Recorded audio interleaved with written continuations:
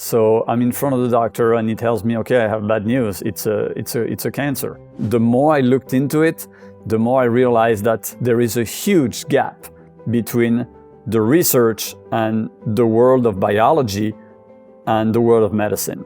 The cancer is multifactorial, therefore the healing must also be multifactorial. That was my approach. I'm called in the oncologist's office and the guy opens the door with a big smile from ear to ear and telling me, Mr. Evrard, you are cancer-free. Fred, you have an incredibly inspiring story. We're going to take our time and go through fighting and in the end, healing your cancer. But where I want to start off, I want to go all the way back to the beginning. And this is even before your cancer diagnosis. So to set the scene here a little bit, you were a healthy guy. You were into martial arts and eating healthy and grew up relatively healthy. But all of a sudden things turned on you when you were 48 and you got the cancer diagnosis. But again, before that diagnosis, what I'm curious about, what symptoms did you experience when you realized something was awry? Well, like you said at the beginning, I didn't expect to end up with cancer because I always had quite a healthy lifestyle. Probably not perfect, but as healthy as I knew at the time. Never had alcohol in my life, never smoked, never eat junk food. I never had a Coke in my life. So I was pretty healthy. Lots of carbs though, which I realize now might have been a mistake. But yeah, I was a pretty healthy guy. Nevertheless, we have a big cancer history in my family, especially on my father's side, as both my father and grandfather died of colon cancer. So I knew there was something there in my genetics, but I was sure that my lifestyle and my practice of the martial arts and all my movement was gonna protect me from that genetic. And obviously I was wrong. So about a few months before I was diagnosed, I was 48. I was at the peak of my physical condition. I was practicing martial arts, boxing, parkour, CrossFit. Not too much, not to the point of exhaustion, but I had a lot of physical activities. And I was 70 kilos, 9% body fat. I was really in peak condition. And I started to have blood in my stools. So I waited a little bit, thinking that maybe it would, go away. Maybe it was an hemorrhoid or something. And after a few weeks, it didn't go away. So I'm French, but I live in South Carolina. I went back to France for medical exams. And here we go, September 10, 2020. They told me that I had a stage 3, borderline stage 4 colon cancer. And so that was the diagnosis. The prognosis was not very, very good. 50% chances of survival with that type of cancer. But with my genetic heritage and the size of the tumor, which was 10 centimeters, it was huge. The doctor told me that my odds were not really, really good. And they started to offer me the classical protocol, which was between 1 and 2 rounds of chemotherapy, basically 24 sessions, several months of radiation, and at the end, a surgery that would basically let me handicapped for the rest of my life, where they would took away the anus, the rectum, and part of the colon. So that's the beginning of the story. Okay, I want to make sure I have the details correct before we move on. There's a lot to unpack here. You mentioned the bleeding rectally. How long was it when you started experiencing that before you decided to go see a doctor? I want to make sure I have the timeline correct here. I would say about 2.5 months.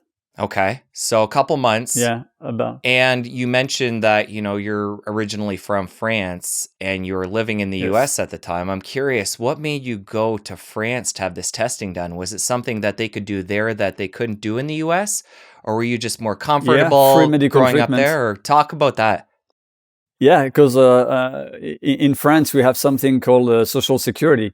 And when you have a disease like a cancer, everything is free. Your social security pays for basically for everything. So I went back to France because I couldn't afford it. I didn't have a medical insurance here in the US, and I couldn't afford it. It was that simple. So I went back to France, did my all my exams over there, colonoscopy, PET scan, MRI, blood test, and so on and so on. We talked about how you're a relatively healthy guy up to this point, and getting into the details there, it sounds like you are, doing a lot of things that would keep your baseline of health in a reasonably good place.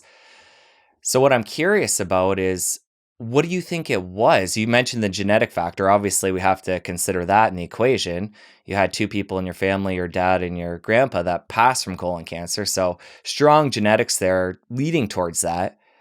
But given your healthy lifestyle, do you think there was anything else in the equation at that time in your life that led to, cancer taking hold in your body? Oh, yeah. Yeah, absolutely. I believe that cancer is multifactorial, and that the terrain or the genetic or whatever you want to call it is just one little piece of the equation. And there was many things. So that was the beginning. It was the genetic terrain. After that, I think my body was exhausted, not because of physical activity, but because of travel. So my wife and I have developed a martial arts school franchise around the world. And the past almost 20 years, we traveled the world from country to country, from continent to continent, or year round at some point, or at least 6 months out of the year. So we were officially living in the US, but we were spending 6 months out of the year in France, in Finland, in Singapore, in Japan, in Thailand, in Indonesia. We were traveling the world to check on our schools and train our students. So my body and my subrenal glands and the body was exhausted. So I think that was also part of it. And finally, a big peak of stress in 2020 when COVID hit and all my schools start to close one after the other, and all my business, basically 20 years of work, basically crashed in a few months. And that was a big stress for us, financial stress, mental stress. And that's exactly where I start feeling, having some blood in my stool and start feeling some pain in my rectum. So for me, the stress was the trigger. Yes, I had a genetic unfavorable terrain. Yes, my body was tired and I could have done things different. But the peak of stress during the COVID crisis was for me the trigger. So coming back to your story, how you explained it, it sounds like the first thing you experienced was the bleeding, rectal bleeding. But at that point, was there pain? You mentioned pain just now. When did the pain come on? The pain was gradual. So yeah, at the beginning, before my diagnosis, I had some pain. I felt uncomfortable going to the bathroom and even when walking, but it was not bad. It was not terrible. And yeah, like I said, I thought it was an hemorrhoid. And the day I had the diagnosis, the day they told me you have cancer, the pain was multiplied by 100. So there's I think, a big psychological factor also in how one can, deal with pain. And when you know it's cancer, suddenly everything is worse. And yeah, the pain keep going up and up and up to the point that very often when I tell that story, I tell people on a scale of 1 to 10, when 10, you have so much pain that you just kill yourself. I was at 9.9 24/7 at some point, somewhere between late October, November. That was where I was in the most amount of pain. Let's talk more about the psychological aspect. Obviously, you talked about there how that was a big part of this, the pain increasing when you found out you had cancer. Let's come back to the point of diagnosis. You're in France, you're not, back home with your wife. Talk about that moment when you heard that you had stage 3 colon cancer. What went through your mind? Well, it's a big slap in the face, and I think it's pretty much the same for everyone. So I'm in front of the doctor, and he tells me, "Okay, I have bad news. It's a cancer." And for 3 days, I crashed. I was completely frozen for 3 days. I didn't eat. I was at my parents'. That's where I stay when I'm in Paris, and I didn't move from my bed. Nothing. I mean, no thinking, no reaction, no nothing. Frozen. And after 3 days, I really went deep inside myself. I slapped myself in the face, kicked myself in the butt, and I told myself, one, this cancer is not going to kill me. And I never called it my cancer. I call it the cancer or this cancer. It's not mine. I want to get rid of it. 2, what doesn't kill you makes you stronger. And 3, my food be your medicine. So I took those 3 concepts and I start not only using what I already knew about fasting, intermittent fasting, nutrition, Chinese medicine, and I went also into a big intellectual research. So I read pretty much every scientific literature that I could find on cancer and natural healing, cancer and fasting, cancer and diet. And the more I looked into it, the more I realized that there is a huge gap between the research and the world of biology and the world of medicine. And this gap, for some reason, is not crossed. So there are things that we know about autophagy and how to fight cancer with fasting and a ketogenic diet and stuff like that. And that the doctors, even the oncologists, have never heard of. When I talked to my oncologist about fasting, he looked at me and said, nah. But yet, there are tons of scientific literature to say that yes, there's a huge effect on cancer when you fast, and especially prolonged fasting. There's even a guy in 1976 who had the Nobel Prize for his work on autophagy and how not eating can help with many metabolic disease. So the science is here. The doctors just don't know it, or I don't know, they don't have time to research, or it's not what they learn at school. I don't know. I'm not judging. All I'm saying is that there's a huge gap between the research and the practical application in an oncology hospital. And I went this way. I went in the direction of science and biology, and I studied the work of many different Nobel Prize winners. And I've realized that, okay, I need to fast. So I went on a 21-day water fast. No food at all for 21 days, just water. And once a week, a little shot of wheatgrass, fresh wheatgrass juice. And that was it for 21 days. So just to put some of the pieces together here, before the fasting took place, I'm assuming you came back to the US. You had that period of time where you're bedridden for a few days at your parents' house. Then you had that moment where you had that clarity. You decided you were going to fight this. How long before you came back to the US? And then how long before you started to fast? All right. So I'm in France, and the doctor gives me the protocol that they give to every cancer patient. And I say no. I don't say no to the protocol. I say no to, we have to do it right now because you're going to die. That's basically what the doctors told me. And I say, no, I want to go home. If I'm going to do this, I'm going to do it at home with my wife, and I want to go home. And the doctor looked at me and said, you're crazy. You don't have time. You don't have time. Do you realize the size of your tumor? And I say, I don't care. I want to go home. So I went home. It took about a week to have a plane ticket to go back home, because that wasn't planned to go back that fast.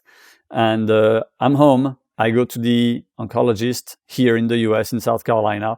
And of course, they want to redo all the tests. So once again, I go through all the tests, exactly the same diagnosis, exactly the same protocol. So I tell the oncologist here in South Carolina, look, I hear you, but I'm going to need to take some time and think about it, because I'm not sure that's the direction I want to take. And again, the guy looks at me like if I was crazy. But I told him, look, I'm gonna fast. I'm gonna do a fast. I'm gonna go to, I don't know if you know this, it's not a clinic, it's a health center in Florida called the, what's the name? Hippocrates Center? Hippocrates, yeah. I'm familiar with it. I haven't been. Yeah, Hippocrates. Yeah, so I've heard about it when I was in France. I heard about it again here, and I've decided to go there. And what they do is basically they make you fast, or they feed you very little things like, vegetable juice and stuff like that. And they have a lot of activities to help people not only with cancer, but any kind of disease. And I go there. It's a 3-week session, so to speak. I go there for a week, and I'm so weak. I'm so tired. I'm so in pain that I can't do anything they're giving me.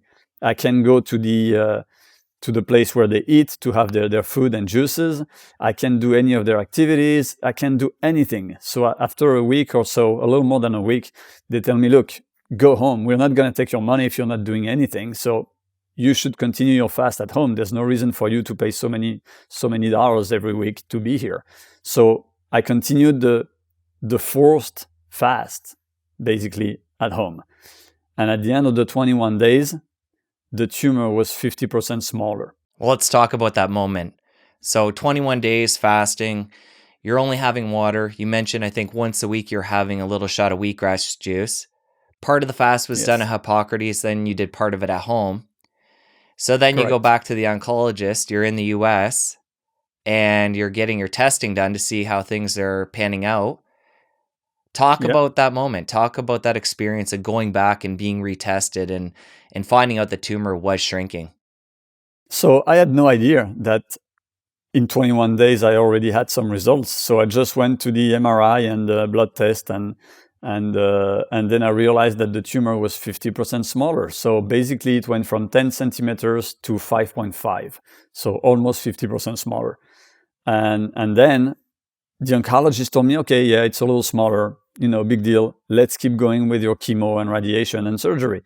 And I looked at him and I say, no, it's working. I wanna keep going, and I want to see what I can do on my own. I don't want to, I knew enough about the balance between benefits and risks with chemo and radiation, and it saves people, but it's still poisonous. So if I could do without, I'd be happy to do so, but I was not against it. I just told him, give me a month to see if it keeps shrinking. And the guy said yes. I was very lucky, because I've heard many stories of oncologists telling their patient, if you don't do what I'm telling you, I stop following you. Here is the door. And I think it's terrible. And my guy was an Asian doctor, and his father was an acupuncturist. So he had the open-mindedness of at least knowing what Eastern medicine was and that there was a possibility maybe. So he said, okay, I will keep testing your blood every 2 months, I think, MRI every 3 or 4 months, and let's see what's going on. So I went home, and continuing my research, I went on a strict ketogenic diet. And at the beginning, it was even a carnivore diet. Not only it was aligned with my research and what other people said about it, but that's basically all I could eat was meat. I couldn't eat anything with fiber.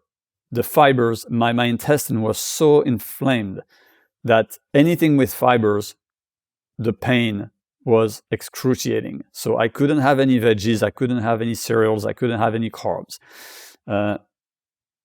Any processed fat, like supermarket vegetable oils, super painful for me. Chicken, painful. Pork, painful. Everything. When I finally find the only food that didn't hurt me, and it was 100% grass-fed, grass-finished beef, and especially ribeye. That was for me the perfect balance between protein and fat. And I basically had ribeye every single day.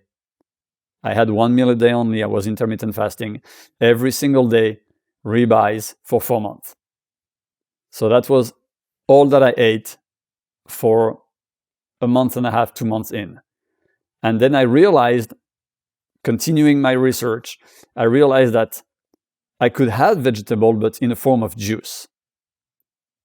Not blend, because I didn't want the fiber, pure juice.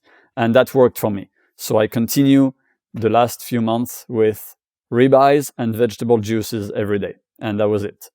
All right, a lot I want to unpack here. I want to come back to the moment of getting that scan done, finding out your tumor was basically half the size. You talked about how your oncologist wasn't necessarily encouraging of this alternative way that you were going about treating your condition. But what was he at all intrigued when he saw such a dramatic change in 21 days? Was he wanting to know more, and was this something he had ever seen before? At this point, I don't know. He didn't tell me anything at that point. He didn't seem to be impressed. Visually, I mean. And he was just, and I don't, since that, I've been a little bit at war with a system and a way of thinking, trying to tell people there's research to be made. I would never tell people do like I did and don't do chemo and don't do radiation, because that would be stupid and irresponsible. But I tell people, look what I did, make your own research. And at this point, I think he, as a doctor, I'm not pointing fingers at doctors and nurses. They do their best with what they know and what they have, and hospital politics and restrictions. There's a lot of things that we don't know in the medical world. It's not all black or white. So I'm not saying that he didn't want to encourage me, because after he accepted to follow me, but it was so much, I think, outside of his training and way of thinking that he didn't click. He saw a little bit of, shrinking. For him, that was a little bit. For me, it was huge. And he was telling me, let's keep going with the protocol. Let's do it, because if you don't do that, you're going to die. And it's very hard to resist the medical pressure. It's very hard. And when I'm telling you the story, it seems like it went like this, I was down, then I decided to do something about it, and I made my research, and everything went well. But it's not actually how it worked. I mean, everything was going like this. My emotional sphere was like up and down, up and down. So one day I was telling myself, okay, I don't need the chemo. I'm going to do it naturally. And the next day I was freaking out, telling to myself, I'm going to die. I'm going to do chemo. And the next day, no, I don't think I need it. And the day after that, oh my God, I'm going to die. So it's really, it's terrible. Your emotions are all over the place. So basically I was feeling pretty good between my medical exams and sessions. And every time I went to the doctors, my energy crashed. So yeah, there's a lot of pressure. And I was feeling the same thing from him at the beginning. Talk about, it's good that you got into the ups and downs and how realistic, somebody in this situation needs to be. It's not that straight arrow of improvement all the way to the top. But when you got that scan done, the first scan after the 21 days of fasting, how did you feel mentally seeing things, shrink by almost half? Before that, you obviously had this background in this healthy lifestyle that you're living, but to actually see objectively things working, how did that change how you felt psychologically and the amount of fear you had about going along this cancer journey? It didn't do anything about fear. Fear was there all the time. But it gave me the courage to keep going with it, and it gave me hope, definitely. But fear is always there. I always tell people it's easier to get rid of a tumor than it is to get rid of the fear that it's going to come back. So even today, just a little thing, a little feeling weird in my stomach or in my intestine, and I'm like freaking out. So I have to really stay focused and centered. So it's still going on today. But it really gave me hope. And I thought that at this point, I would not need any Western medicine treatment. I was still in a lot of pain, but I knew what I was doing was working. And I went from prolonged fasting to intermittent fasting, 1 meal a day. And I finally found the diet that was not hurting me. So in my head, if it's not hurting me, if it's not giving me pain, it's helping my body to heal. And that was my philosophy. And I stayed very strict on a ketogenic diet for those 4 months. I didn't have, except at the very end, I will tell you that later, I will explain later, but I didn't have one cheat meal. I didn't have one cheat day, nothing. No sugar, not even fruits, no carbs, no cereal, no vegetable oils, nothing that could hurt me. Let's talk about the support from family along this journey. We know that you went over to France to get the initial testing and stayed with your parents. And we know you went through a few days of just being, basically huddled up on the floor and your mind's just racing and you can't really do anything. How supportive were your parents at that time? And then how did your wife react when you told her you had cancer? And how has she been along the whole journey? I know there's a lot there, but in a general sense, how has that support been throughout the process of cancer and your healing? And how critical was that to your success? Oh, it was super, super important. And I was very, very lucky to have, my father is no longer with us, but my mom was very supportive. My wife was very supportive. With the whole family, we all believe in trusting the immune system before medication. So everybody was on board with me. I never had anyone from my family or friends telling me, "You're crazy, you gotta go do your chemo, you gotta do this, you gotta do that." So no, I was always very supported by my loved ones. So that was huge. And when I come back to the US, well, of course, my wife, just like me, she crashed for 24 hours. But after that, she was 200% behind me. She's also a martial artist since she was 5. So we both have been martial artists for our entire life. We teach professionally. So I think we have a mentality, a focus, a determination that is maybe different from many people. I'm not saying better, but different. And that really helped us. So she was with me all the time. The good days, the bad days, when I was smiling, when I was crying, she was always there. And she took all my classes. She taught all the martial art classes when I was sick. I could rest. I could focus on my healing, focus on my diet. So I was in the perfect condition, and the support of my loved ones were a very, very, very big part of it. I mean, there's everything that I did, and we will probably develop that in a moment. Everything that I did was the key factor. People always want to ask, what is the key factor? What is it? Fasting that saved you? Is it the diet? Is it the mental strength? And I'm saying it's everything. I did everything every day. And that's the big difference with what I did before, because I used to fast. Once a year, I would do a 3-day fast. I was on a warrior diet since, I don't know, 2005, I think. Always ate organic, but not always the perfect food. But I mean, for example, I ate a lot of carbs, rice, pasta. That was a very big part of my nutrition. And I would do different today, obviously. But I didn't do everything all the time. Before being sick, yeah, I did my Tai Chi once a week. Yeah, meditation, when I have time. Nutrition was pretty good, but not perfect. Fasting once a year, it's enough. When I was sick, everything, every day. Yeah, that makes sense. When your life's on the line, you're going to be fully committed.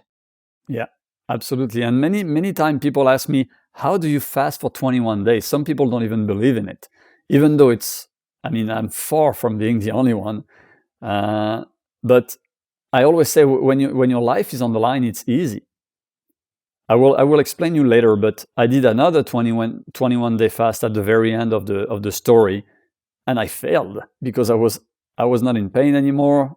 I was pretty much healed, and I couldn't last the 21 days. But when I was dying, it was easy. Let's talk about what a typical day would look like. And it sounds like there may be 3 different chapters to this, where you have your initial water fasting period, then the ketogenic diet, and now you're talking about a third phase later on, which we'll get into, where you attempted fasting again. So in the beginning, when, before that first scan, when things shrunk, you're doing the water fasting. What other things are you doing at that time? I'm assuming you're not doing a lot because you are only on water. And at that point, you don't really know what's working, what's not. But talk about a typical day during that phase 1. All right. So during phase 1, when I was doing my 21-day fast, it was very simple. I spent my day lying in bed, watching culinary shows. So basically watching some chef doing some pasta, some pizza. That was what I was doing. That's it. I was fantasizing about, okay, in 6 months or in 1 year or whenever, I'm going to eat that. I'm going to be alive to eat this. I'm a big fan of Italian food and French food, of course, being European.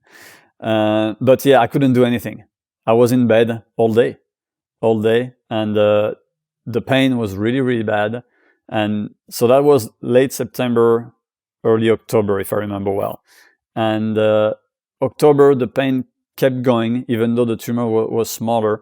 And then we realized that the tumor was right on a nerve. And that's why the pain was so high for me compared to some other people who have cancer and almost don't feel anything. So it was really, really painful. November was the worst. So the first stage, I didn't do anything. It's that simple. I stayed in bed most day. I had to crawl to take a shower, go back in bed, watch a few things on YouTube, and then sleep. And wake up, and that was it. So for 21 days, I didn't do much. Okay, let's move into phase 2. You get the scan done, Phase you find 2, out things are working, you decide to adopt a ketogenic diet.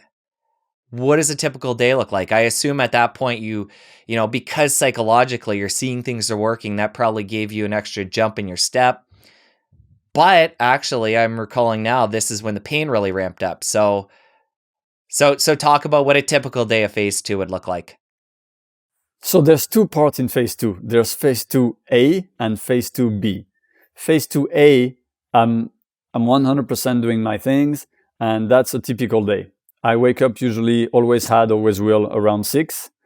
I'm still in bed and I do my breathing. So that's the first thing that I do. I do my breathing, my visualization, and my meditation. Then I get up, I fast, so no breakfast. I go out with my dog, take my shower. The moment I could walk again and I could move a little bit, I made a very important point to try to live a normal life. Meaning, I took my shower every day, I shaved every day, I did my bed every day. I didn't want to act like a dying person. Not shaving, well, what for? I'm not going out anyway. Who cares? Your wife's here, try to look as good as a dying guy as you can. So yeah, I tried to have my mornings just like every other morning when I wasn't sick, except the physical activity, obviously. At that time, I could start doing some walking. So I walked a little bit with my dog, start moving a little bit. I could do my Tai Chi. And that's what I would do next. So I do my morning things, then I go in my yard, play a little bit with my dog and do my Tai Chi. Then go back home, lie down again, but then I could read. I had a little bit more mental clarity, a little bit more focus. So I started reading and reading and reading more and more scientific literature and books about cancer, trying to learn as many things as I could. And then around 4 p.m., I would break my fast with a big glass of vegetable juice, seasonal vegetable juice. So depending on the time of the year, it would be different. And then finally, my meal was coming. And that was a huge 1 pound ribeye and cooked in butter with high quality salt and water. I took a lot of supplements, also natural supplements that are famous to help with cancer. I took vitamin D3, zinc, vitamin C, melatonin, stuff that I knew were helping with cancer. Garlic extract, green tea extract, stuff like that. And then went to bed. So that's the first part of phase 2. Wait, let me jump in real quick before you go to the second part. Yeah. And I want to hear about the pain too. But you mentioned having a juice there before the steak. If I remember correctly from before, that didn't come till a little bit into the ketogenic diet, correct? Yes. So at the beginning, because I couldn't have any fiber, I completely forget about vegetables. So I went on almost a pure carnivore diet. And I was doing good. But then I thought, if I could have some raw veggies in some form and have all my micronutrition from there instead of from a pill, that would be even better. I'm a big believer that if you have no other choice, take a supplement. If you can get your micronutrition from food, it's even better. So I continue my research and I found this French guy called Thierry Casasnovas, and he's famous for juicing. And he said that fibers are not necessarily always good for you, at least not for everyone, especially if you have inflamed intestines. And it was the first time I heard fibers are not good for you in certain cases. And I could feel it in my body. Every time I had the worst experience I had as far as pain during cancer was after a plate of spinach. Nothing have hurt me as much as those spinach. So I realized, okay, let's try to do it without the fiber and see what's going on. And it was perfect. So then I started juicing. It's interesting to think if you would have had a tumor in a different area that would have allowed you to pain-free include fiber, how that would have affected your prognosis. Is that something you've thought about? Yeah, absolutely. And I was a little worried at the time about micronutrition and vitamins and minerals and trace minerals, because not having any fruits That's the no sugar part, and not having any veggies, not because they're not good for you when you have cancer, but because I couldn't take them.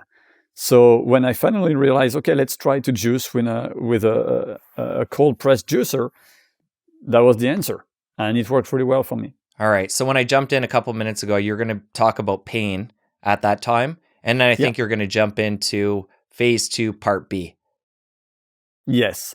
So the pain was still here, and it was really, really, really bad. So what I did is I went back to my oncologist, which I was still seeing regularly for my tests. And I told him I can't take it anymore. I'm in so much pain. At some point, I was spending half of my day on the floor, crying, banging my head against the floor or against the wall. It was so painful. And we tried everything, painkillers, any kind of stuff, and nothing worked. So he told me, okay, I know that's not what you want to do, but I have a proposition for you. Let's do 6 sessions of chemotherapy. Only 6. Those are not going to save you. That's his word. In his world, 6 sessions out of 24, it's nothing. But he told me from experience, usually it has a pretty good impact on pain. So, like I said, I was not against Western medicine. I just thought I didn't need it. And then I realized, yes, I do. So I have to treat the cause, but I also have to treat the symptom. I can't take the symptom anymore. So let's do this. So I signed up for 6 sessions of chemotherapy. I do my first one. And of course, before that, I do my research. And I read the research of Professor Walter Longo in California, who is a specialist of mixing fasting with chemotherapy with extraordinary results. And this doctor even said that his patients has almost 0 side effects from the chemotherapy because they're fasting. So I thought to myself, okay, that's what I'm going to do. I was already fasting, so let's do it for the chemo. So I fasted the day before, water fast, the 3 days of chemotherapy. There was 1 day at the hospital and 2 days in my house with some kind of a portable chemo, and the day after. So altogether 5 days of water fast before, during, and after chemo. First session, nothing, no side effect. I wasn't sick, nothing except tiredness, but no side effects. A few weeks later comes the second session. And I thought to myself, I like to experiment on myself. So I thought to myself, let's eat just to see what's going on. That was stupid. I ate a very small ketogenic meal the night before. Then I went to chemo, went back home. I was sick like a dog. I threw up everywhere. I had intestinal blockage. It was a nightmare. I was very, very, very sick. And the third session comes around, and I thought to myself, oops, I'm gonna fast. I fasted before, during, and after, and 0 side effect. Nothing. I didn't lose 1 hair. I wasn't sick. Nothing. So after 3 sessions out of 6, no more pain. So I go see my doctor and I say, okay, I got what I wanted. Stop. And the guy looked at me and said, no, we can't stop. It's working. We got to keep going. I say, no, I don't want any more. Because as much as it was treating and helping me with the symptoms, and I'm very thankful for it, I was also feeling deep inside my body that I was being poisoned. So I didn't want to keep going. I lost so much weight during chemo. I lost a few kilos when I was fasting, and I lost more than 15 kilos during chemotherapy. So I could tell that even though it's treating the symptom, it was really, really aggressive, really toxic for my body. And because I had what I wanted, no more pain, I decided to stop after 3. So finally, the oncologist say, okay, I mean, it's your choice, it's your body. So I stopped after 3 sessions. And then because the pain wasn't there, my focus and my mental clarity and my will to keep going with my diet and fasting and supplements and stuff like that was even more present, more intense. And in December, which was after the chemo, I start to really feel good. And I start boxing again. I start some HIIT training in the morning, so high intensity interval training in the morning. I could really start moving again and felt better and better and better. That's a fascinating piece with the fasting and the chemo. Glad you shared that. And of course, Yeah, that's an N of one experiment, but for you to do it three different times and have the results that, Dr. Valtteri Longo, you mentioned him, that his science would have backed up is fascinating. yeah, yeah. And for me, it was like, again, it was, you read things in the scientific literature, but when you feel it inside your body, and you feel that it's working, not only it's working, but it's working really fast, it's very impressive. And you realize how wonderful the human body is and our immune system is if you take care of it. If you put your body in the proper condition, it can do marvels. And I'm not saying everybody's going to have the same result as I did. I don't know. I'm not a doctor. I'm not a biologist. I can only share my experience. But for me, it was very impressive. So we know it really helped with the pain and it really helped quickly. But was there any scans done around that time at the end of the chemo to see if it helped with shrinkage of the tumor? Yeah, there was one a few weeks later, not right after, but a few weeks later, and it had shrunk a little bit more. Nothing as spectacular as during the fast. So as far as shrinking the tumor, the fasting was way more efficient than 3 sessions of chemo. But like I said, I only did 3. I don't know what would have happened if I did 10 or 12, and I will never know. But yeah, there was still some shrinking going on, and still no metastasis, which was good. And this brings me to early December. And early December, like I said, I can start working out again, moving again. I feel much, much better. And I'm still super, super strict on my diet, on my supplement. And in addition to that, I also started doing ice cold exposure, the Yim Off method. So ice cold shower, going in the middle of December in the frozen waterfalls here in South Carolina in the Blue Ridge Mountains. Uh, Going with my dog outside in my underwear when it was snowing. So really trying to expose my body to super cold as much as possible for a very short period of time, but quite often, and that also helped.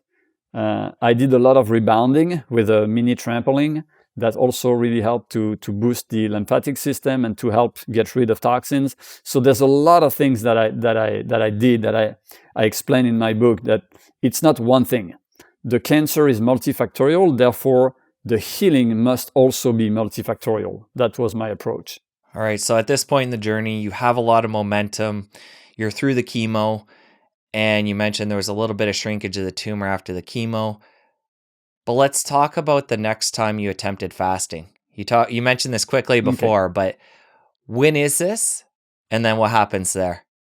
So we're early December, and until Christmas, I'm super strict and I feel better and better and better. And Christmas comes and I almost feel good. And then my mother, who lives in France and who's a pastry chef, comes and visits us for Christmas. And between Christmas and New Year for a week, I completely fall out the wagon. I had cake, I had pies, I had croissant, I had pasta, I had rice. Everything that was completely forbidden to me. Everything was homemade by my mom. Everything was organic, so it was as clean as we could, but it was still a lot of sugar. And I felt great. No pain came back. I didn't feel anything weird, no blood, nothing. So I was okay on January 1st.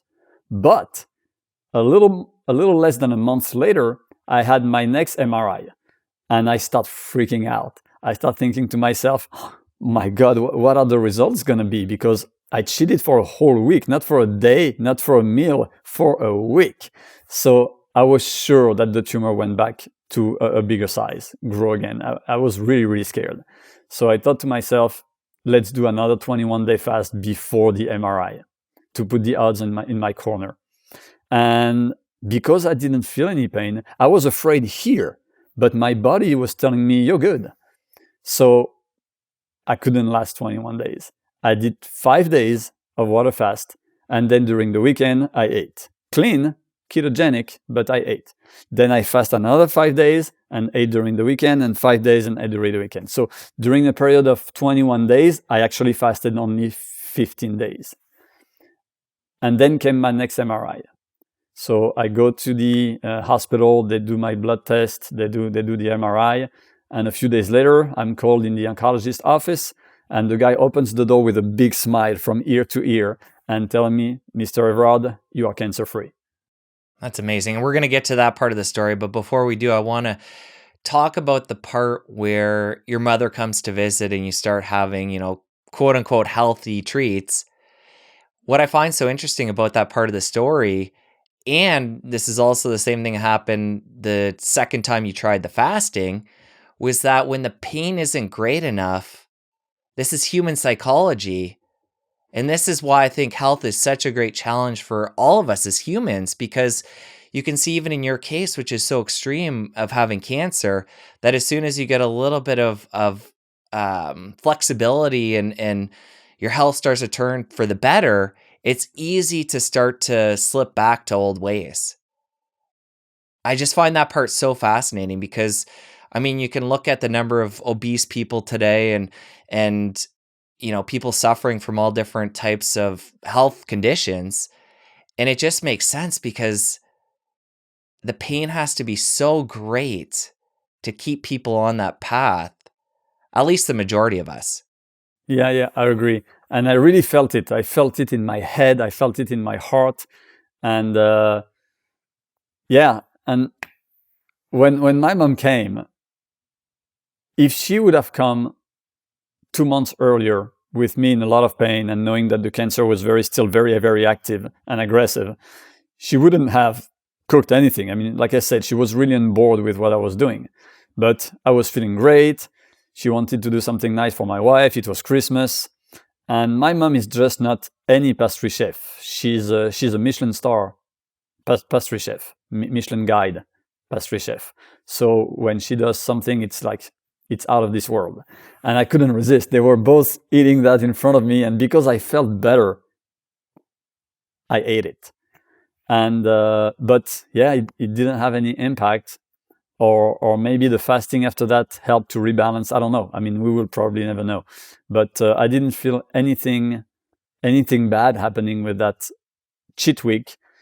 But right after that week, January 2nd, I was back on track, and that's really where you have to be careful when starting to allow yourself a little bit more flexibility, is to have the mental strength to go back to your discipline and to allow yourself some flexibility and some fun and some time sharing with your loved ones, but still knowing that my health and my survival is the best gift that I can give my family, and not sharing a cake with them.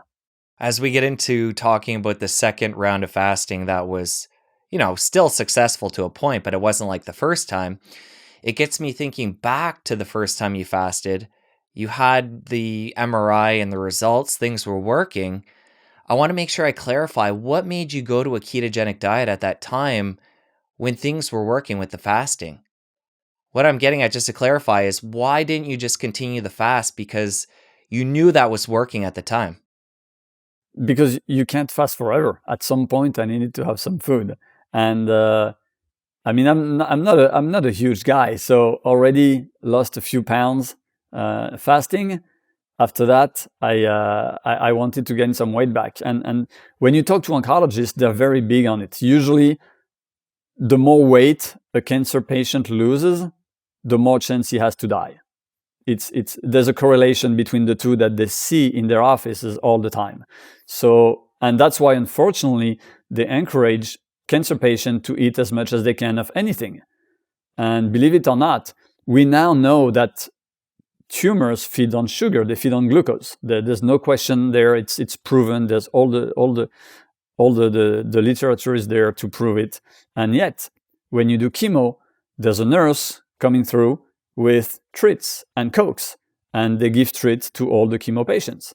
And when I was telling them, no, thank you, I'm fasting, they looked at me like, why? And my answer was, because cancer feeds on sugar. That's not, it's not part of their blueprint. But why a ketogenic diet? Because of research.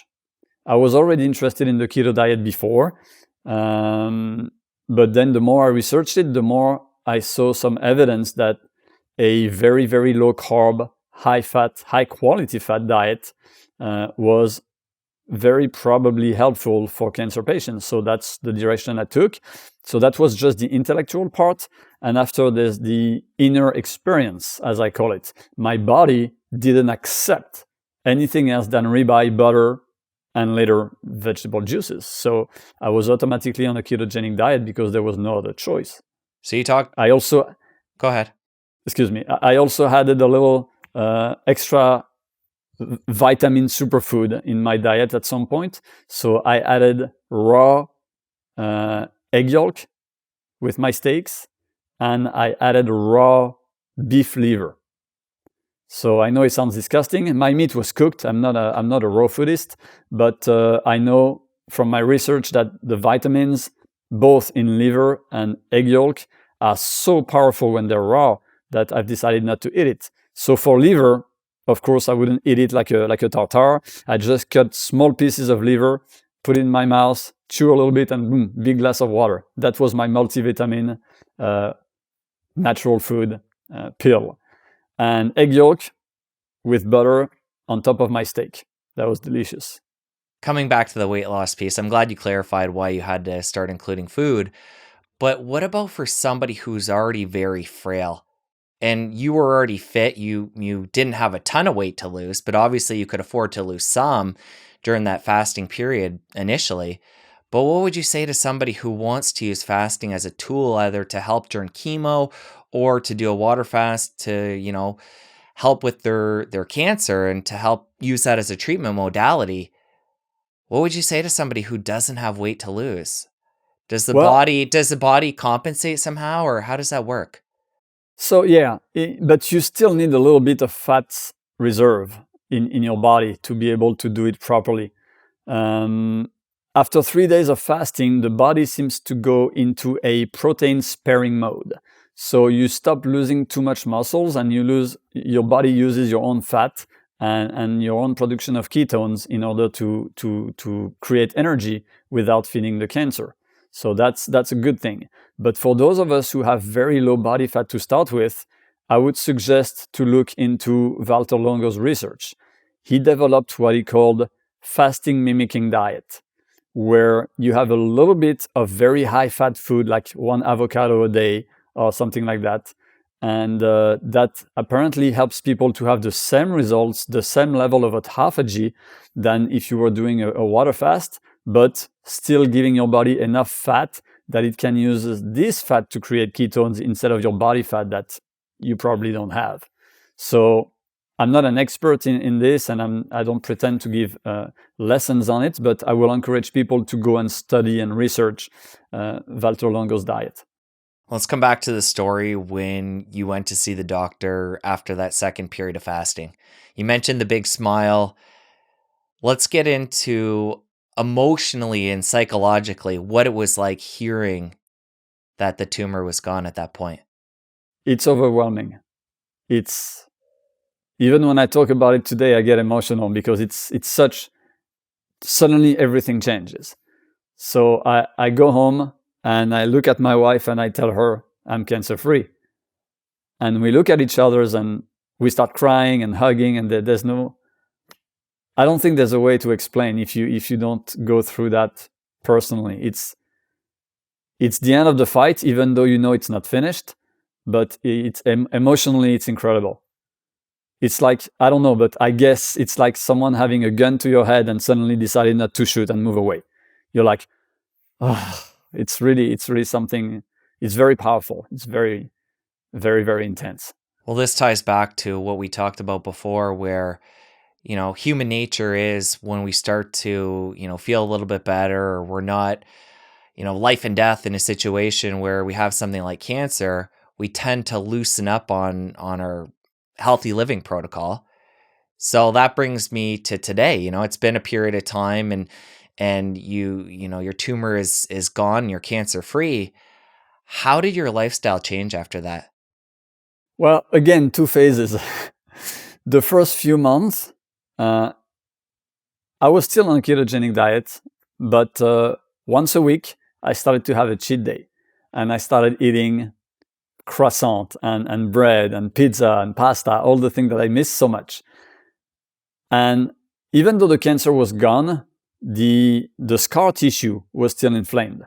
And the doctors told me that can last up to 5 years. So for 5 years, you got to be careful. And I feel it. I feel the scar tissue inside my intestine. I can feel it.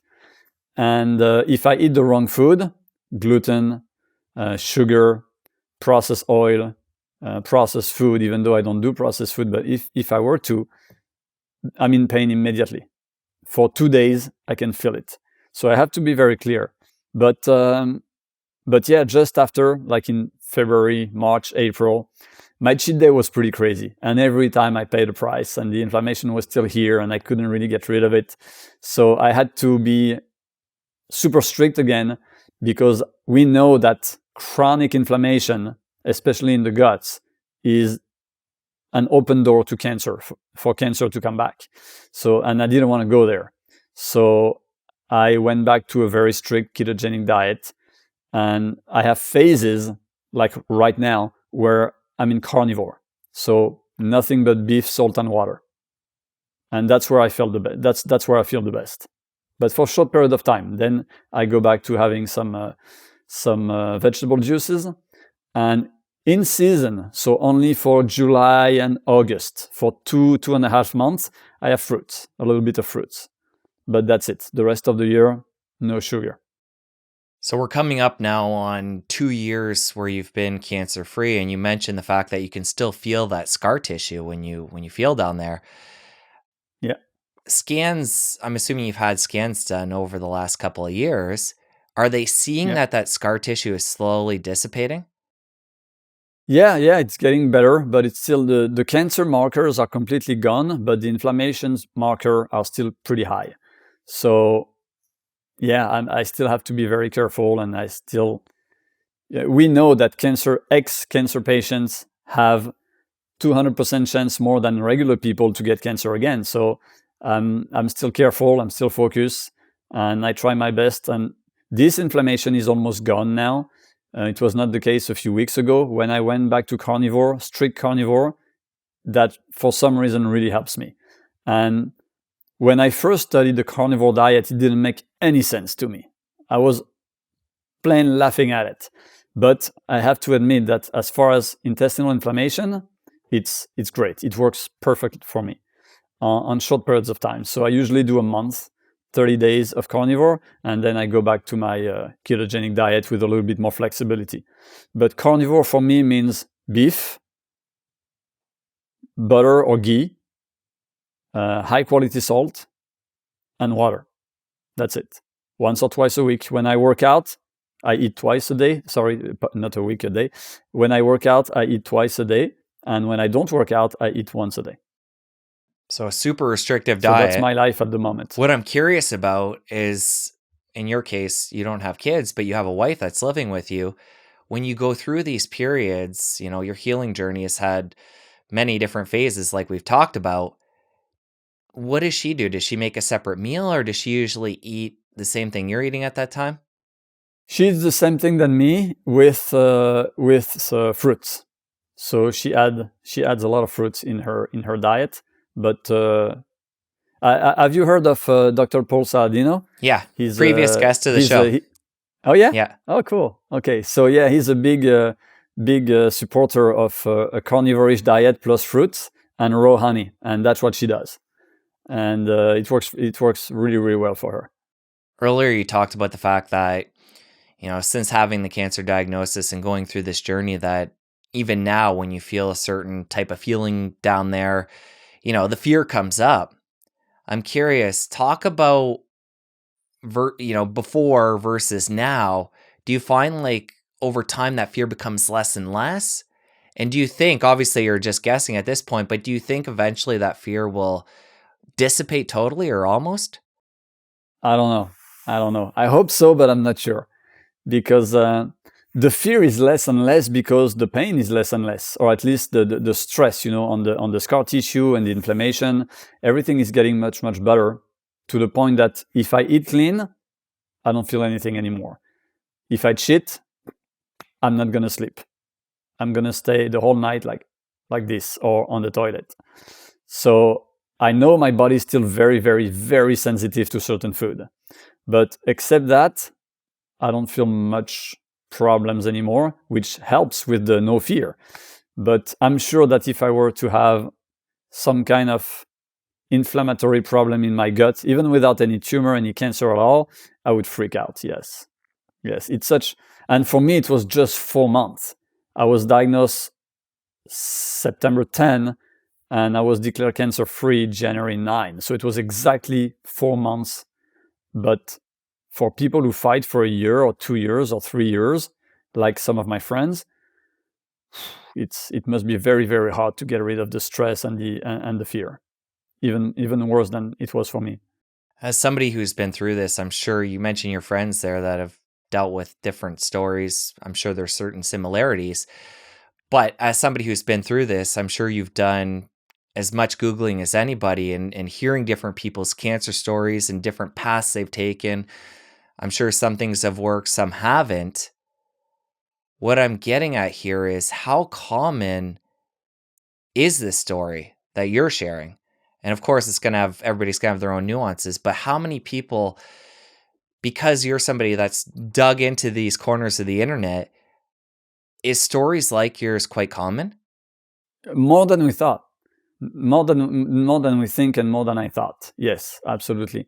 I've talked and even met personally a lot of people who actually cured themselves of cancer using fasting and lifestyle. A few days ago, I talked on by email to a gentleman, 76 years old, who healed himself with a carnivore diet. No fasting, no supplement, none of the things that I've done, except just beef and water every day, basically for the rest of his life. And the tumor was gone. I also met people who did the same thing with a vegan diet. So, everybody's different. Everybody has to find what works for them. And the most extraordinary story for me is one of my friend, Guy Tenenbaum. He's a French gentleman who lives in Miami. And he's 70 years old. 5 years ago, he was diagnosed with a stage 4 terminal cancer. And his doctor told him, I'm not even going to do chemo on you. There's no way to save you. In 3 to 4 months, you will be dead. He didn't do chemo. He didn't do radiation. He didn't do surgery. Just fasting and nutrition. Nothing else. He's cancer-free. He had metastases everywhere, in his bones, in his organs. In his bones, there were holes in his bones that you could see on the MRI. Everything has regenerated. Everything is gone. And that was 5 years ago. So for me, this example is even more extraordinary because I did some chemo and I had only a stage 3. He was stage 4 terminal and didn't do anything except fasting and nutrition. And here he is 5 years later. He just did his last bunch of tests about 3 or 4 days ago. 100% cancer-free. So yeah, there are some stories.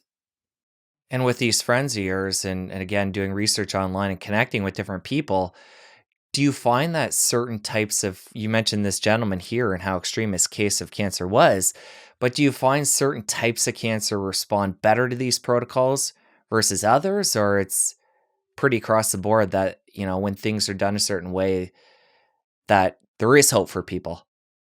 Honestly, I don't know.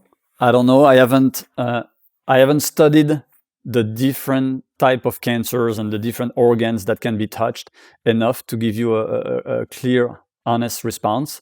But it's my belief that with fasting and nutrition and the proper mental strength and focus, this is very important. If you don't believe you're going to heal, it's not going to happen. I truly believe that because I knew that I was not going to die, eventually it helped me.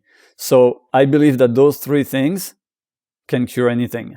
But it's just my personal belief. Like I said, I'm not a doctor. I have no proof. This is just my conviction at the moment because I've talked to so many people with different disease and different stage of cancer who did what I did or even more intense and just got out of it. So yeah, I think fasting and autophagy is a key point in our biology and how the body heals itself. You see, people people cut themselves. You cut yourself with a knife very deeply. You don't do anything, and nobody's surprised if after a few days it's completely healed. It's completely normal for everybody. But when it happens inside, everybody's like, oh my God, it's a miracle. Why would it be different? You know? Yeah, no, it's a great analogy.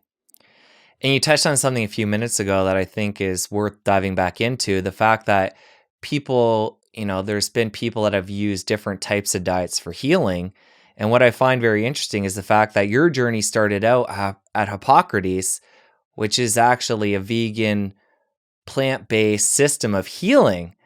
So go back to the early days. Was that something, because you're being bombarded, for lack of a better word, with that mentality and that paradigm early on, and then you end up going, you're talking about carnivore now and going keto. You must have contemplated taking a plant-based approach. Talk about that. All right. I was a vegetarian and at some point vegan for about 10 years, and I ended up with a colon cancer. So I'm not saying it's the diet, but it sure didn't help. And I probably didn't do it the proper way. But for me, it's linked. Remember, multifactorial. And the diet that I ate for almost 10 years, and that was a few years before the cancer. So for me, it had a negative impact on my body. And I felt it in my profession as a martial arts instructor and as an athlete. I gained a lot of fat. I lost a lot of muscle mass. I didn't feel my best. Yet, in my head, you have to be vegetarian to be healthy. So yeah, I was almost a prisoner of that diet for a little while, and it didn't work out for me at all. I'm not saying it won't work for someone else, but for me, no. So when I went to the Hippocrates Center, it was not for me a vegan experience. It was just take what you have to take, learn what they have to teach you, and we'll see. And at the end of the day, I didn't touch one single vegan food because they had some raw food and some juices and a lot of different vegan food that you can have every day. And I couldn't walk to the restaurant, so I just didn't have any. And the more study, the more research I did on cancer as a metabolic disease, the more I realized all of those professors, all of those researchers, including Thomas Siegfried, which is the top researcher on cancer and metabolic disease today, they all promote a ketogenic diet. So that's the direction I took. And like I said, that was the intellectual aspect of the knowledge. And then my body clearly told me what to eat or not to eat. At some point, I could only eat beef, anything else, even chicken, pork, duck, anything else. I was on the floor crying because of the pain. And beef, nothing. Well, now we mentioned before, it's been almost a couple of years since you've been cancer-free. And being involved in this world and having friends that are, battling cancer as well, I'm sure you're continuing to do research and you want to obviously keep yourself healthy too, learn about how to stay healthy. What I'm curious about is, with the knowledge you have now, if you were to go back to that cancer diagnosis, the early days of fighting cancer, is there anything with the knowledge you have now you'd do differently if you could go back? No, I think healing from a stage 3, borderline stage 4 cancer in 4 months, I think I did everything I could. If I could go back even further before I had cancer, yes, there's a lot of things I would do different. And instead of going on a vegetarian diet or vegan diet, I'll go on a ketogenic diet right away. I will slow down dramatically on carbs and gluten. At some point when I was a vegan, I was basically eating nothing but noodles and rice. I was living in Asia at the time. I lived in Singapore for 10 years. And Asian food, as delicious as it is, if you take away the meat, there's not much left. A few veggies and probably cooked in vegetable oil and rice and noodles. And that's what I ate for a long time and didn't work out for me at all. So yeah, I would probably do something different as far as diet, and I would probably travel a lot less to give my body more time to rest. But from the moment I was diagnosed, no, I don't think I would change anything. As I hear you talk about the plant-based diet and that phase in your life, I sense a little bit of bitterness, being on the other side and knowing what you know today. When you did the vegan diet or vegetarian, I think you did both for different periods. Was that for health reasons at the time, or why were you eating that way? Yeah, but for health reasons, but not to heal something, but to be proactive. So I was, remember, it's the year 2000, 2010, 2015, and no, 2000, 2010, and everybody's telling you everywhere on TV, on different research, different books are telling you, if you eat meat, you're gonna die. If you eat veggies, you're gonna live. Basically, that's the story. And I've realized that there's a little bit more than this. And between a super clean, organic, fresh from the farm vegetable and mass-produced meat, where the animal has never seen the light of days, never seen grass, never run outside, and was fed with corn and soy, of course the vegetable is going to be better. Now, if we take the same quality for both, if you take the top quality meat, like the one I have here, I have a farm nearby here in South Carolina where the cows, it's all organic. The cows are 100% grass-fed, grass-finished. The farmer knows every single cow by name. Every time he butcher one, he cries. So you see, that's the top quality meat you can get. Then the quality and the benefits for your health are amazing. So if we talk about the lowest quality meat and the best vegetables, of course, the vegetable wins. But if you take the same level of quality for both, there's room for everybody. There's room for people who can't tolerate veggies. There's room for people who don't want to eat meat, and there's room for people who want to eat both. And there's a spectrum between vegetarian, keto, carnivore. I believe today that starchy, processed carbohydrates are bad for us. Processed sugar is bad for us. Vegetable oil are bad for us.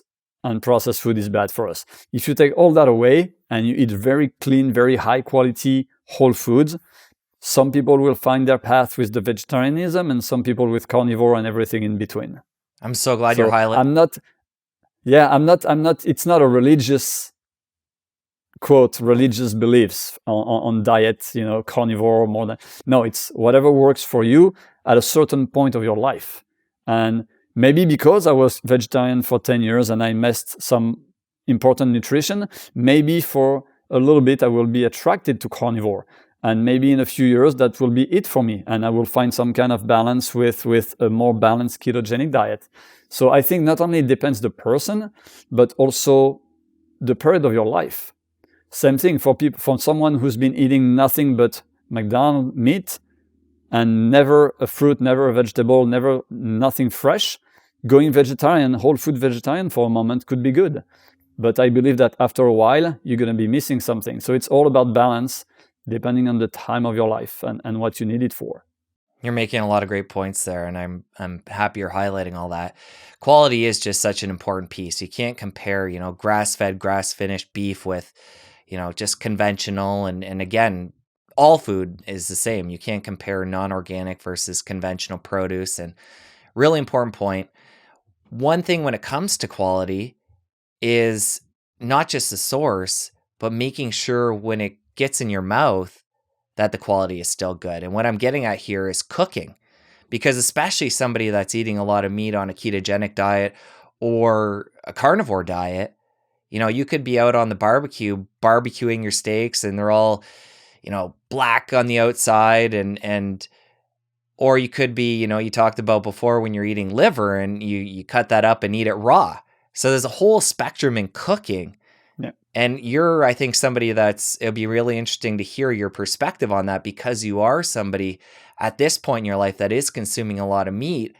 And I think a lot of people are talking about quality, but they're not talking about how that food is prepared.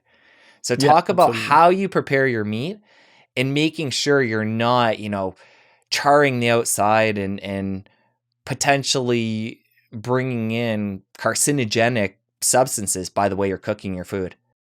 Yeah. So I have several things that I do. First, I eat my meat rare, ultra rare. So I don't cook it for very long if I'm grilling it or pan frying it, and I always make sure it's not blacked. So I be very careful with that. That's number one. So number two, I also use a lot of slow cooking.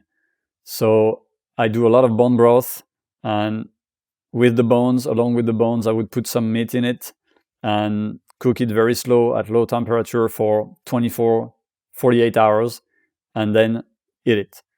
So yeah, I'm being careful how I cook my food. I try to eat as much raw as possible. I don't enjoy raw meat, but like I say, I eat my egg yolk raw, liver raw, fish raw. Especially, I used to live in Tahiti before Singapore. I spent 6 years in Tahiti, and my wife is from Tahiti. So raw fish, raw salmon, raw mahi, with a little bit of coconut, a little bit of lime. It's perfect for me. I don't need to cook the fish. And a lot of people are freaking out with raw food. Oh my God, there are gonna be some bacteria and some viruses and stuff like that. And I was never afraid of that. I just believe if your immune system does the work, you don't have to worry about it. Same thing for a lot of things. People with beef and you eating beef? You're crazy. Yeah, or people counting calories or asking me how many grams of protein do you eat per day and fat. I have no idea. I take my food, I eat it. When I'm not hungry, I stop. I don't ask myself. I try not to over intellectualize food, because our ancestors or just wild animals, they don't count calories and they're doing perfectly fine. So I'm sure we can do good.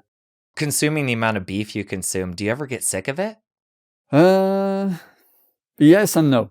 No, because it's what I like it, and I try to always have something to balance it up. So I always have a main protein and a secondary protein. So or I have a steak with eggs, or with a little bit of bacon, sugar-free bacon, or with shrimps, or with a piece of salmon. So I try to have always two tastes and two textures in my plate. When I'm not on a carnivore cycle, when I eat vegetable juice and other stuff, nuts or whatever, I enjoy those moments, of course. When I'm on a keto phase, I also eat a lot of cheese, but only raw milk cheese. My body do not want pasteurized dairy. The pain, the sanction, the punishment is immediate. It's right away. I eat some kind of processed pasteurized cheese. 5 minutes later, I'm in pain. I eat a good raw milk French cheese, zero problem. So remember, the carnivore part is only a few weeks a year, just when I want to cleanse. Or, I know that Christmas is coming and New Year, so my mom is coming. So I want to be as clean as possible before, with the lowest amount of inflammation. So that's why I'm on carnivore right now. But most of the time, I have a lot more variety. So when I'm not on carnivore, I have beef, I have chicken, I have pork, I have duck, I have lamb, I have vegetables. In the summer, I have a little bit of fruits, a little bit of raw honey. I eat cheese. And once in a while, a little bit of keto bread that my wife does with almond flour and stuff like that. But that's not most of the time. It's once in a while. Somebody tuning in, hearing us talk so much about food, they may get the wrong impression that, your life revolves around what's my next meal going to be and preparing food. As somebody who has had a diverse diet over the years, you talked about that plant-based phase. So you've experimented. How complicated, now that you're in the rhythm of the way you're eating now, how complicated is that? And is it something that just takes time to, find new recipes and get the hang of? Or talk about what the prep and focus on food is like these days. All right, so for me, it's extremely simple. But remember, I'm French. I was born in France, raised in Paris. Both my parents are foodies. My father was an amazing cook, and my mother was a pastry chef. So for me, food that takes 10 minutes to prepare, it's not food. It's plastic, and I don't want it. Never have, never will. So for me, food takes time. Food has a price, and it's part of my culture. It's completely normal to go every day to get your grocery every single day. When you want vegetables, you go to the vegetable guy over there. When you want bread, you go to the bakery over there. When you want meat, you have to walk for 20 minutes to go to the butcher. That's normal. For us, it's completely normal. You don't go to one place, a supermarket, where you buy everything and in 5 minutes your meal is done and you eat and you're done. Food is like going to church. It's a very special moment. So for me, taking time to go get my food, to prep it, to eat it, it's completely normal. It's part of who I am and what I do. So, but everything was made simpler with this diet. What are you going to eat tomorrow? Beef. What are you going to eat the day after? Chicken. What are you going to do? What are you going to eat in 3 days? Duck. And in 4 days, well, beef again. It's super simple. I don't have to worry about, is it going to be pasta? Is it going to be rice? Am I going to need potatoes? If I do potatoes, I need to soak them in water for 24 hours. Then I need to cook them. Potatoes are quite long to cook. All that is gone. I go to the butcher. I get my meat, a few slices of sugar-free bacon, everything in the air fryer, boom, done. Eat. Or everything in the slow cooker, done. So yeah, no, it doesn't take that much time, but compared to what I'm used to. And I'm guessing maybe for some people, especially in the US, that would be too much time to go buy your food, too much time to prepare the food, too much time to eat the food, but for me, it's no big deal. And remember, I eat once a day or sometimes twice, but in a very small eating window. So food takes 3 hours out of my day. That's it. That's my eating window, 3 hours. So I go buy the food. I eat my first meal after my workout. A few hours later, I eat the second meal and done. And then for 20 hours, I don't have to think about it. You've given us a great detail about, what typical days look like through the healing journey. And now that you've found this, new cadence, now that you're on the other side of cancer and you mentioned your eating window being a few hours, what does a typical day look like these days? Well, quite similar. I wake up around 6:30. I do my breathing when I'm still in my bed, my meditation. Then I get up. I take my dog outside. Then I go and shower and stuff like that. Then I work in the morning. I'm a morning person for work, so I do all my martial arts program, and I'm also a writer, so I write my books in the morning. I take care of my YouTube channel. All those until 11:30. And I refuse to work after 11:30. So I have to be able to do everything. If I need to wake up at 5, I wake up at 5 if I have a busy day. But 11:30, my working day is over. It's finished. Then I go to the gym or to CrossFit or boxing. And then the afternoon, I come back. I eat my first meal. A few hours later, I eat my second meal. And evening is time. What I call evening is 5 p.m. onward. 5 p.m. onward, it's time for my wife and my dog. And don't call me, don't ask me to go out, except if we go out to a restaurant or something. But after 5, my door is locked and it's for my family. It sounds like you found great balance. Yeah, and twice a week I teach my martial arts, so I have to go to the school, which is 30 minutes away from my house. And so 2 nights a week I teach. But the rest of the nights, they're for my family. And Fred, obviously you wouldn't wish cancer upon yourself and going through what you've been through. But I can only imagine, with all the ups and downs and having your life on the line, how being on the other end of that journey, in many ways, life will never be the same. And what I'm getting at here is the silver lining of going through cancer, being on the other side of it. And maybe this even ties to what we were just talking about, having your day balanced and blocking off, so much of your day to take care of yourself and be with family. But what are some of those big life lessons that you've taken and you're going to take from this point? You're 50, I believe now, from this point forward through the rest of your life, having gone through cancer and healing from that? Well, number one is, I always tell my students, my martial arts students, if someone like me did have cancer, it can happen to anyone. So don't think for a second that you're invincible, and take care of your health now. the way I explain it now, the way I see it is health, it's like money. You can invest in it only when you have it. Okay? People tell you, yeah, you got to invest, you got to put your money here and there. Yeah, I don't have any money. What do I do? Same thing with health. Once you've lost it, it's too late to invest in it or to be proactive with your health. You have to do it when you still have it. And most people do the opposite. They start taking steps and making dramatic changes only when their health is gone. And I'm really trying to encourage, especially the kids in our martial arts studios, but the adults as well, to take care of their health when it's still here and when you think you're invincible. So for us, martial art and health really work together.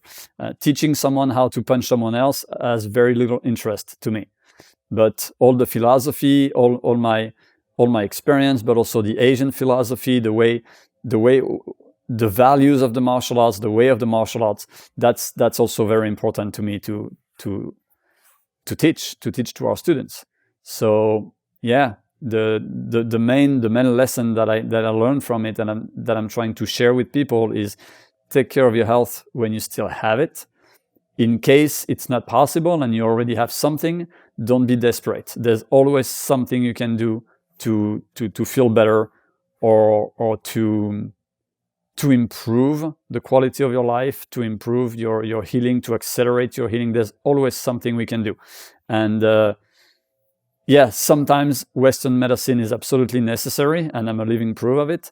But whether you choose to do it with Western medicine or without Western medicine, in both cases, if you had a very important disease, a bad disease, you need to look very carefully at your lifestyle, trying to find the cause of the cause, the root cause of your disease or whatever problem you might have, and try to solve it at the same time as you're solving the symptoms, because those are two different things.